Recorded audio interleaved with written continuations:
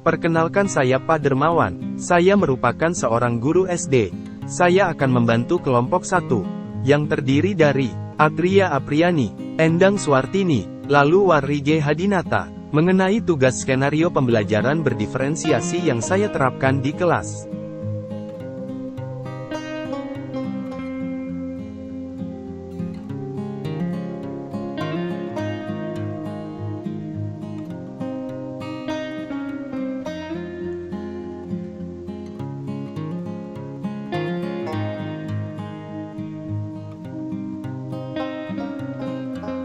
Sebelum mengajarkan materi sistem organ pencernaan, saya melakukan observasi dan asesmen yang bertujuan untuk menentukan kebutuhan belajar murid berupa kesiapan belajar. Dari sini saya mendapatkan 3 kelompok murid berdasarkan kemampuan membaca. Minat murid, ada yang senang belajar dengan komik, poster, dan lain-lain. Profil belajar murid, terlihat ada beberapa murid memiliki kecenderungan dengan gaya belajar visual seperti komik, poster, auditori seperti cerita, dan kinestetik seperti wawancara dan permainan kartu. Kebutuhan murid yang dipenuhi. 1. Kebutuhan visual, auditori dan kinestetik. Poster diagram memberikan visualisasi struktur dan fungsi organ pencernaan untuk membantu murid yang belajar lebih baik melalui gambar dan diagram. Video edukasi menyediakan penjelasan tambahan melalui media visual dan auditori bagi murid yang lebih mudah memahami informasi melalui video.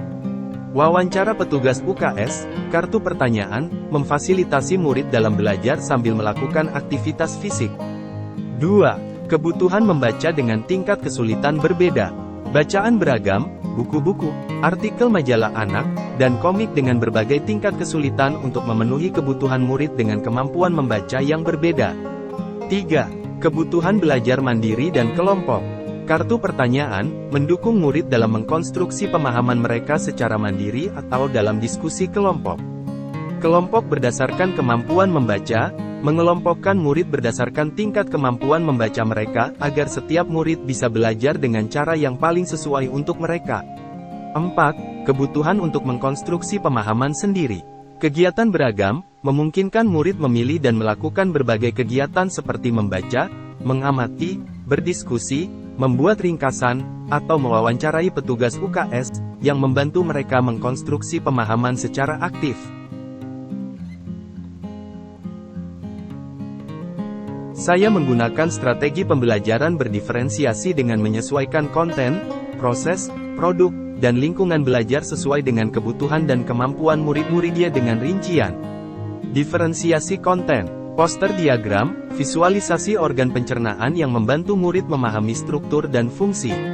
Bacaan dengan tingkat kesulitan berbeda, buku-buku, artikel, dan komik dengan tingkat kesulitan yang bervariasi sehingga dapat diakses oleh murid dengan kemampuan baca yang berbeda.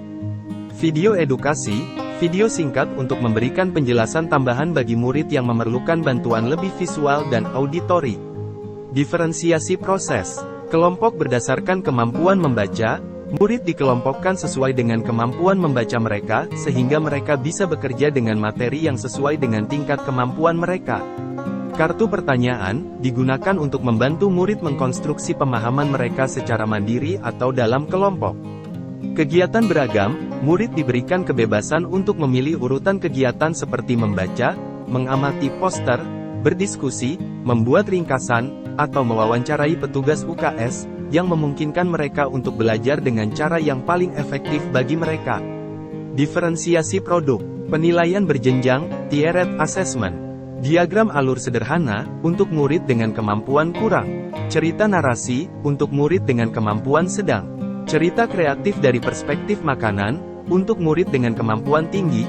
Tugas akhir yang disesuaikan dengan tingkat kemampuan murid, memastikan setiap murid dapat menunjukkan pemahamannya dengan cara yang paling sesuai dengan kemampuan mereka.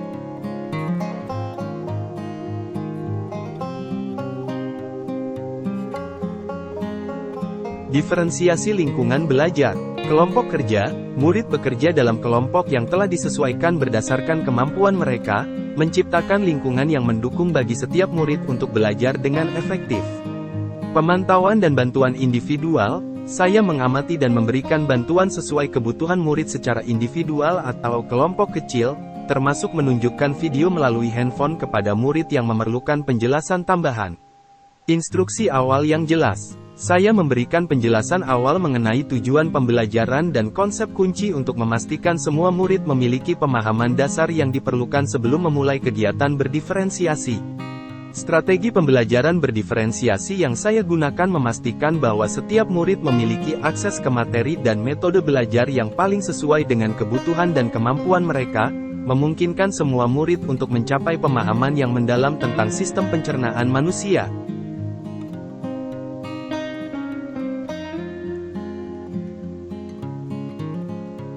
Penilaian berjenjang didasarkan pada pengelompokan kemampuan murid seperti diagram alur sederhana, untuk murid dengan kemampuan kurang.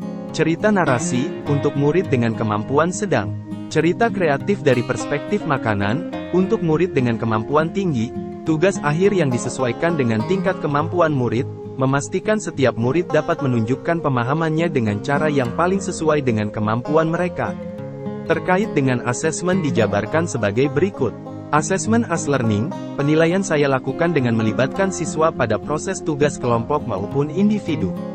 Assessment for learning, penilaian pada saat pembelajaran berlangsung dengan menilai hasil kerja murid baik secara individu maupun kelompok berdasarkan jenjang kemampuan membaca. Assessment of learning, penilaian saya lakukan pada waktu berbeda dari jam pembelajaran berlangsung.